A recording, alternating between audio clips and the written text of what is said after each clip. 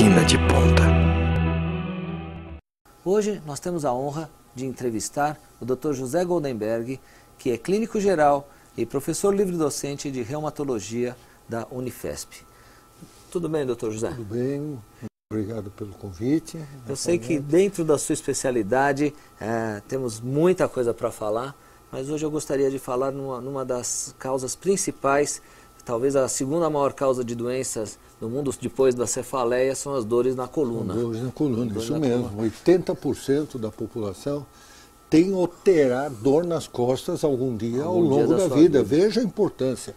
E veja, nos Estados Unidos, onde se mede, as doenças da coluna respondem por 25% do total da ausência no trabalho, chamado absenteísmo. Absenteísmo, pois é, a falta de trabalho é muito grande. Falta de trabalho. Eu gostaria de saber inicialmente, nós vamos falar nesse bloco inicialmente sobre os fatores de risco, como prevenir, né? E eu gostaria de saber quais os fatores de risco para a dor na coluna. Eu acho central isso, porque independente do diagnóstico, nós temos que atuar pelos fatores de risco de dor de coluna, que têm pesos diferentes. Então veja, o primeiro fator de risco, inquestionavelmente, é a idade. Então, à medida que nós envelhecemos, o disco perde, ele vai se desestruturando e, ao mesmo tempo, ele perde a sua condição bioquímica. Então, à medida que nós envelhecemos a partir dos 30 anos, isto começa a acontecer. E a partir dos 65 anos, o risco é o maior. O segundo fator de risco é a pior praga que a humanidade tem, que é o cigarro. Nós sabemos que o disco ele é vascularizado por um capilar. E o cigarro tem um feito, ele consegue destruir todos ao mesmo tempo. Portanto, quem fuma lesa todos os discos ao mesmo tempo. Pois podemos conversar um pouquinho dos outros malefícios. Quer dizer que não é só no coração que o cigarro faz mal? Não é no coração, não. O cigarro faz mal, vamos dizer, no aparelho locomotor, ele faz mal para o disco. Nós sabemos que é fator de risco para a osteoporose, portanto, no osso, e nós sabemos que a maior causa de mortalidade por câncer no Brasil esse ano será o câncer de pulmão. E o câncer de pulmão adora o osso, então as metástases ósseas são comuns. Então, veja o que o cigarro... A osteoporose do cigarro também vem devido a um déficit de circulação também? Seria isso? Não. A osteoporose é diferente. O cigarro é um fator de risco menor. Então, veja, quando falamos em osteoporose, na verdade, nós temos que falar em pico de massa óssea, onde existem os fatores genéticos, os fatores hormonais, existe o cálcio, importante, existe o movimento. Quem fuma tem um risco maior em ter osteoporose. Isso vale para homens e vale para mulheres. O terceiro fator de risco é o que eu chamo o pecado da gula, que é o sobrepeso. Então, 10 quilos de sobrepeso, cá estou eu, que estou procurando diminuir, aumenta o risco em ter dor de coluna em até 25%. O outro fator de risco é se exercitar. Não se exercitar ou se exercitar mal aumenta o risco de dor de coluna. E o exercício é praticamente um alongamento, nós vamos comentar depois. A seguir é a correção postural, que é central. Veja, quando nós estamos na barriga de nossa mãe, nós nascemos dobrados para a frente.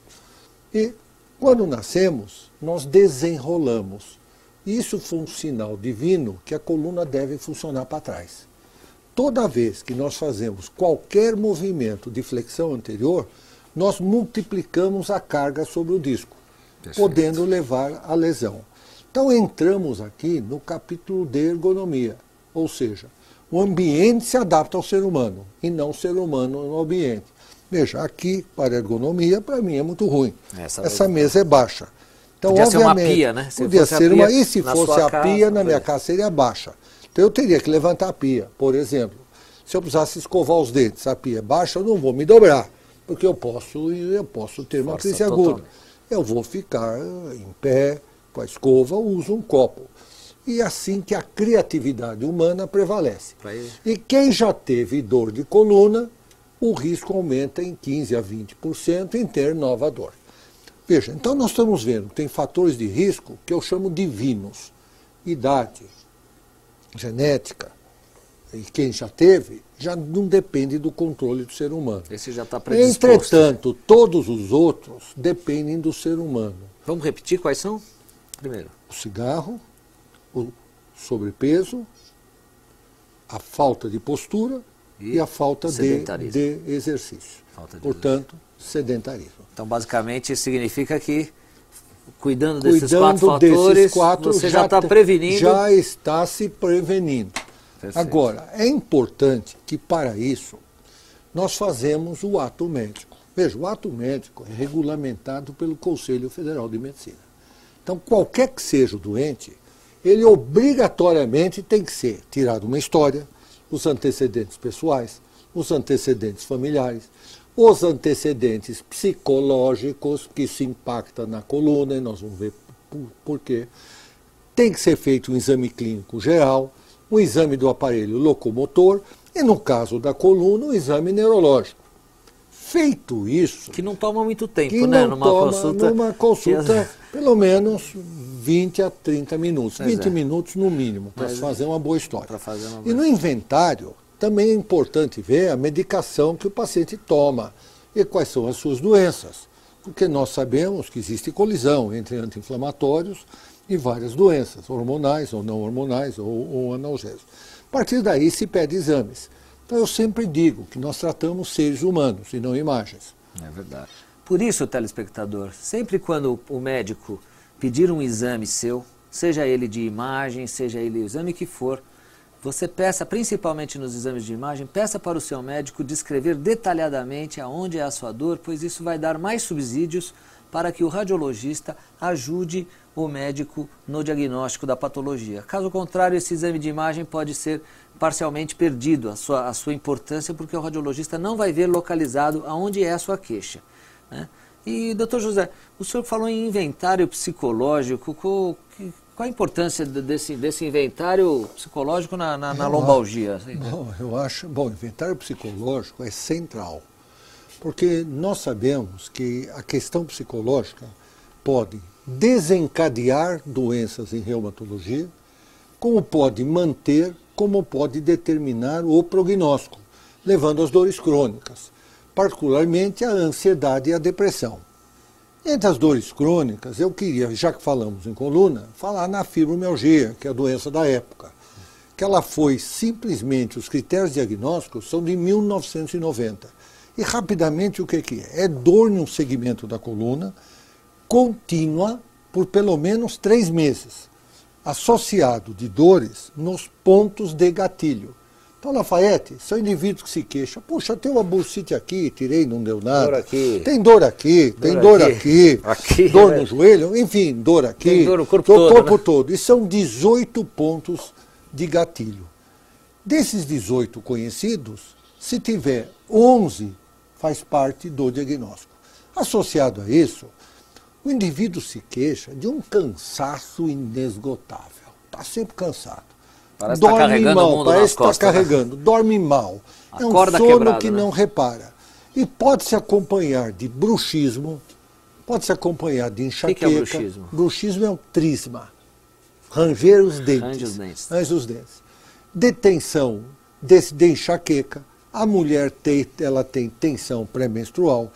Sensação de formigamento nas mãos, sensação de inchaço, que é muito frequente. Gastrites, confundem muito com túnel do carpo. Túnel do carpo. Quanto túnel do carpo que vai para a cirurgia, e quando é fibromialgia. E aí piora mais. Piora mesmo. Gastrites, colites. Veja, o raciocínio fica mal. Então, veja, passa a ter micção imperiosa, vai urinar toda hora. Então, veja, há um descontrole geral. E o que acontece? O fibromialgico, a família acaba ficando descrente nele. E ele está doente, porque é uma doença ligada à química cerebral, particularmente à serotonina e à substância P. Existem ainda outras causas, por exemplo, que são as dores crônicas. Por exemplo, o sujeito está nervoso, ele tem torcicolos, ele tem lombalgias, que não tem que ser a fibromialgia. Então, veja, a questão psicológica é extremamente importante. Então eu sempre pergunto assim, a pessoa vem, é casada, eu digo assim, você tem um lindo filho, você gostaria que esse filho tivesse uma mãe como a sua? Deus me livre! Pronto, já matou, quer dizer, o perfil psicológico. Ou como foi sua adolescência? Como foi seu casamento? Você está contente com a sua profissão? Família, você está empregado? Enfim, o senhor tem que fuçar na vida da pessoa mesmo. Tem que fuçar, porque isto é importante. E até importante na medicação, porque hoje a farmacoeconomia é central, quer dizer, não adianta nós darmos os remédios mais atuais, mais caros, são caros, se o paciente não vai ter condições de mantê-los. E deixar de comer para comprar deixar de comer para comprar remédio, ou pagar a escola, ou comprar não vai dar. ou comprar comida, não vai dar. Então eu também faço este inventário até para poder prescrever o melhor no menor custo. Porque nem sempre o mais novo é o melhor. Coisas antigas, anti-inflamatórios antigos, a inometacina, o inocide, funcionam muito bem. Pois é. Então, e é barato. Pois é. Aspirina é barata. Enfim, quer dizer, então nós temos que levar em conta Mas falando isso. em medicamento, eu vejo no consultório, eu pergunto, você toma algum medicamento? Eu tenho visto que aumentou demais a incidência de pessoas tomando antidepressivo. Em função disso. Mas veja, o antidepressivo... O que está acontecendo? Não sei se é a minha estatística, mas... É a minha estatística também. É fluoxetina para todo mundo, o que está na moda? Não sei o quê. Porque hoje em dia, infelizmente, no Brasil, no mundo, pela conjuntura socioeconômica atual, é um ambiente nervoso. E quem tem tendência à depressão se torna depressivo. E nós sabemos que alguns antidepressivos, além de melhorar a depressão, eles recrutam serotonina, aumentam a serotonina e melhoram a dor, elevam o limiar da dor. Os antidepressivos são também utilizados, por exemplo, como a fluoxetina, que você citou, para tirar compulsão alimentar. Então o indivíduo está depressivo, está ansioso e não para de comer.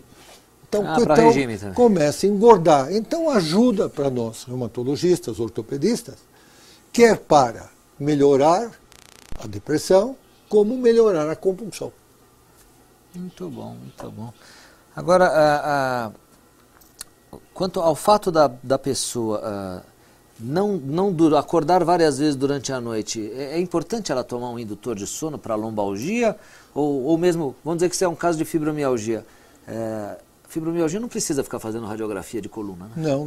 Não. A fibromialgia é um diagnóstico de história. Não precisa pedir exames. Portanto, pedir aquele montanha de exames não precisa. Muitas vezes se pede alguns exames para afastar algumas doenças que podem simular uma fibromialgia. Então, por exemplo, o hipotiroidismo. Que é muito frequente. Né? Algumas viroses. Mas isso depende da história. Então, voltamos à história. Aliás, eu queria colocar uma coisa, aproveitando os exames, que é muito comum o doente fibromialgico acaba pedindo ressonância, tomografia, e aparece uma hérnia de disco. Está aqui. E aqui começa o inferno. Aí ele fica mais doente. Aí ele fica mais doente. E vai se atribuir... E se abrir o laudo, então... E vai se atribuir à hérnia de disco... Tudo que ele tem. Tudo que ele tem. Aí você arranjou a doença. Aí arranjou o exame e atrapalha. Muitos são até operados indevidamente. Com certeza. Então eu queria colocar que 40% da população, entre 35 a 55 anos, se fizermos um exame de imagem, e tirarmos uma história e o paciente nunca teve nada, tem uma hérnia de disco. Quem não tem nada a ver é um achado. Segundo, quem tem hérnia de disco clínica e tratou-se, em 40% ela absorve. E dizer que o tratamento é clínico e se opera muito pouco. Então o fibromialgico, muitas vezes, é vítima da hérnia de disco, que no fundo é um mito. Eu queria que o senhor ressaltasse mais a importância do exame físico no paciente que tem dor nas costas. O senhor que foi meu professor lá na Escola Paulista de Medicina, que nós vemos de uma escola que sempre examinar, ouvir o doente e examinar, pôr a mão no paciente. Isso foi o que eu sempre aprendi. Eu até estranho que no consultório os pacientes falam, poxa, eu nunca fui examinado assim, mas é por aí, né? É por aí mesmo. Veja bem, a maioria das causas de dores da coluna, 70%, se resolvem com muitas... Você tem medidas simples. Volta. 70% dos casos de dor de coluna se resolvem com medidas simples. Mas atrás da dor da coluna podem ter situações extremamente graves, ou mesmo mortais. Então, atrás de uma dor de coluna, nós podemos ter uma infecção chamada espondilocite, que pode ser, no Brasil, inclusive, por tuberculose. Esse ano eu ouvi 3 casos. Nós podemos ter metástases ósseas, nós temos em pessoas de idade mieloma múltiplo, nós podemos ter fraturas vertebrais por osteoporose. Isso palpando dá para localizar o local da dor. Também muitas vezes tirando a história. Em jovens e crianças, as dores inflamatórias de coluna. Artrite reumatoide juvenil em crianças, coluna cervical, a espondilite anquilosante, que pode pegar toda a coluna, as doenças sexualmente transmissíveis, como a clamídia, trachomatis, principal doença sexualmente transmissível, que pode começar por dor em saco ilíaca e dor de coluna. Esta região, a artrite reativa. Ou dores na coluna. Estruturas de vizinhança repercutem na coluna. Veja, Lafayette, eu me lembro, quando você era residente, eu cheguei a te mostrar um caso de aneurisma de aorta, quando vi. Você lembra? Aneurisma de aorta. E que o doente não morreu porque secante. Fizemos o diagnóstico. Você se lembra disso? Pois é, exatamente. Eu sempre comentava nas aulas. Não é nada, a dor nas costas. Né? A úlcera duodenal pode doer as costas. Aí toma um anti-inflamatório, vai para uma hemorragia. Termina de furar a úlcera. Termina de furar. É verdade. O cálculo renal, a diverticulite, o infarto de miocárdio. E pelo exame físico dá para ter o sinal de Giordano, né? É central examinar. Então é por isso que examinar é central. E para mim, não tirar uma história, não examinar, não mandar tirar roupa e pedir exame de longe, isso não é medicina. É no mínimo muito menos de ponta. uma falha de comportamento humano, o que é imperdoável. É o corre-corre que tem em São Paulo e na maioria dos consultórios por aí, que não se justifica, e é aí que vai acontecendo as comidas de bola, né, como a gente diz. E não só as comidas de bola. E fica esse excesso de pedir exames desnecessários. Desnecessários, vem mais. Em grandes laboratórios que têm estatísticas aqui em São Paulo, eu queria que você soubesse, Lafayette, que 85% dos exames são normais. Quer dizer. Isso é uma pouca vergonha. Isso significa exames pedidos desnecessários. Exames pedidos desnecessariamente. Claro que o exame para fazer um diagnóstico diferencial, podemos ter exames normais. Entretanto, este número mostra muito alto. Que a tecnologia está querendo sobrepor ao raciocínio médico. Isto nunca vai acontecer. Nunca. Isso, se é uma coisa, o computador nunca vai substituir. O computador não vai nunca substituir o toque do médico, o calor humano, a relação médico-paciente, que infelizmente muitas vezes é substituído pela máquina. E isso não pode acontecer. Está muito na moda hoje em dia, já que o senhor falou em tratamento, a cirurgia de troca do disco intervertebral, né? Agora acabou de ter um curso sobre artroplastia total do disco intervertebral. Isso tem sido feito cada vez mais e vai cada vez mais acontecer. Vai virar moda também as dissectomias percutâneas. A pessoa vem com anestesia local, uma pequena hérnia de disco, vai lá e queima o disco núcleo pulposo para reduzir a hérnia cervical. Cuidado, porque a maior parte dos tratamentos, pelo que eu aprendi e pelo que eu conheço do trabalho do Dr. José Goldenberg, é clínico.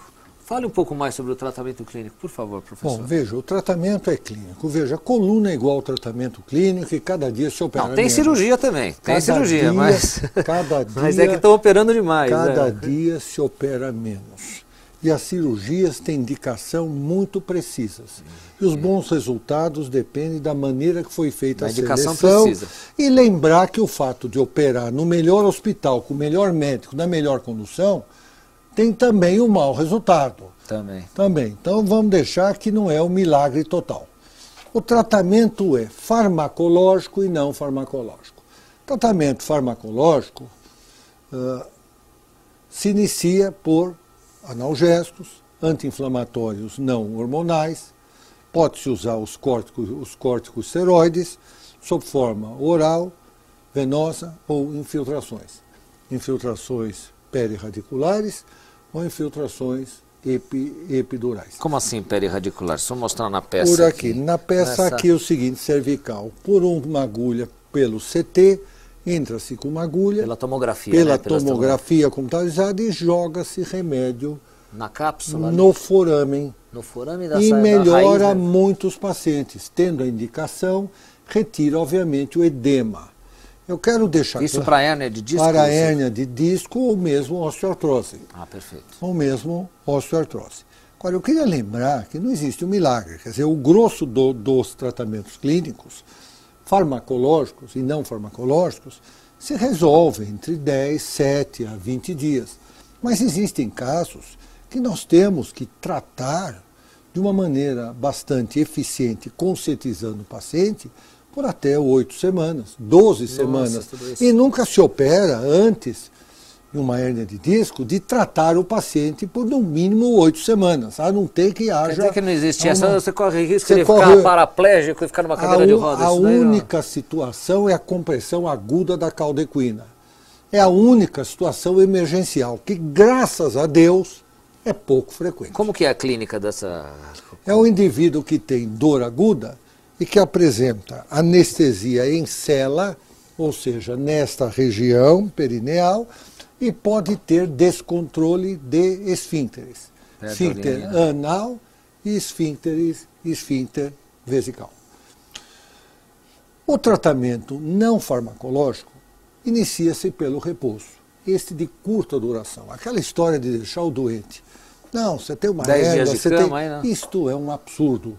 Não existe nenhuma evidência científica para isso. É 2, 3 dias no máximo. Então o repouso é 2, 3 dias no máximo, em um ambiente, em um colchão, onde a coluna fica confortável de uma maneira fisiológica. Então essa história de colchão magnético, ortofônico, ortopédico, tudo isso é conversa fiada. Dormir no chão também, que o pessoal gosta? O dormir no chão também às vezes não é bom. Por quê? Porque dormir no chão você perde as curvaturas fisiológicas e, dependendo da situação que você tenha, passa a doer.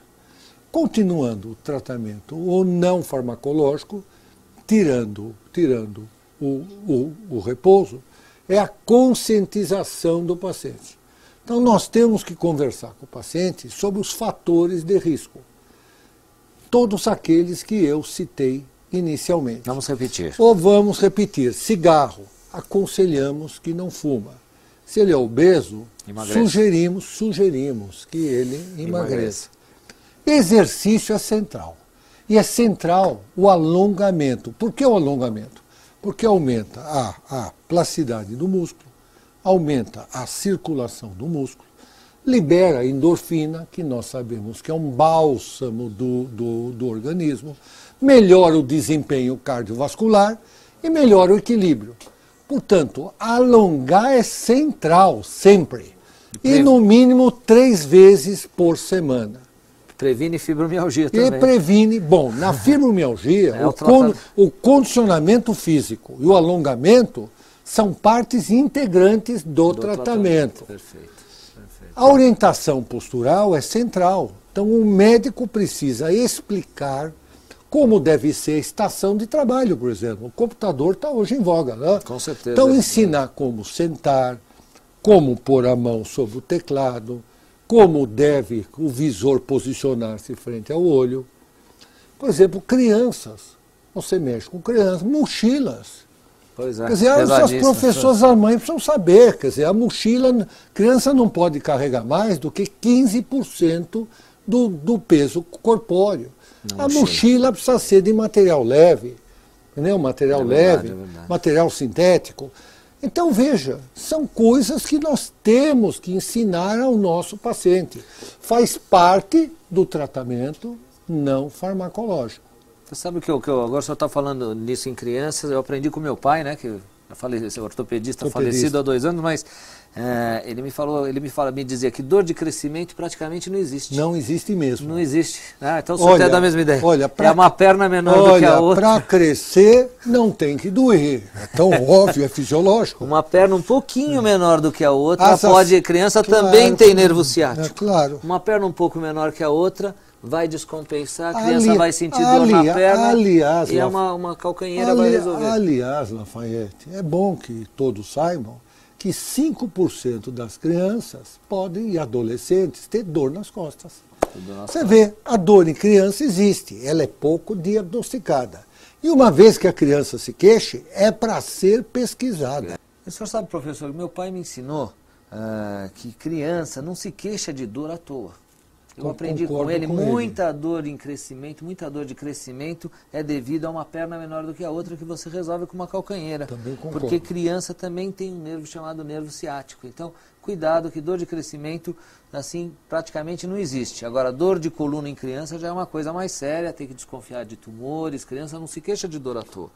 Mas agora, para finalizar o nosso programa, que está muito interessante, o senhor precisa voltar outras vezes aqui no Medicina de Ponta, porque esse assunto é inesgotável, né, de certo modo. Eu queria saber como que o senhor consegue fazer que o paciente faça adesão ao tratamento. Siga aquilo que o senhor, tudo isso que o senhor está dizendo aqui, porque é difícil, né? Bom, eu procuro, eu discuto com ele o caso, ele participa do diagnóstico, ele participa do tratamento e eu digo para ele os resultados. E mostro para ele claramente que os fatores de risco que dependem dele, o problema é dele.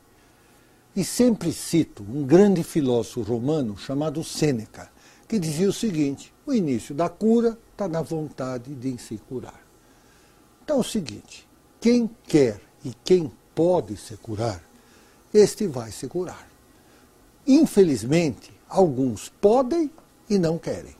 Alguns querem e não podem. E alguns não querem e não podem. Sinto muito. Vai fazer parte daqueles 20% de casos que podem até se decepcionar com nós médicos. Nós seremos os culpados e não tem solução. Agora não existe solução. Então eu cito um grande filósofo que dizia o seguinte: um sábio acha a culpa nele mesmo. Um tolo procura a culpa nos outros. Se nós temos tolos, sinto muito. Os tolos não dá para curar. Não dá, não querem curar, não podem curar, não é culpa do médico. Então eles precisam de um bom psiquiatra e não um clínico ou um ortopedista. Pois é, caro telespectador, querer é poder, depende de você se atualizar e mantenha-se ligado no Medicina de Ponta. Até a próxima e obrigado.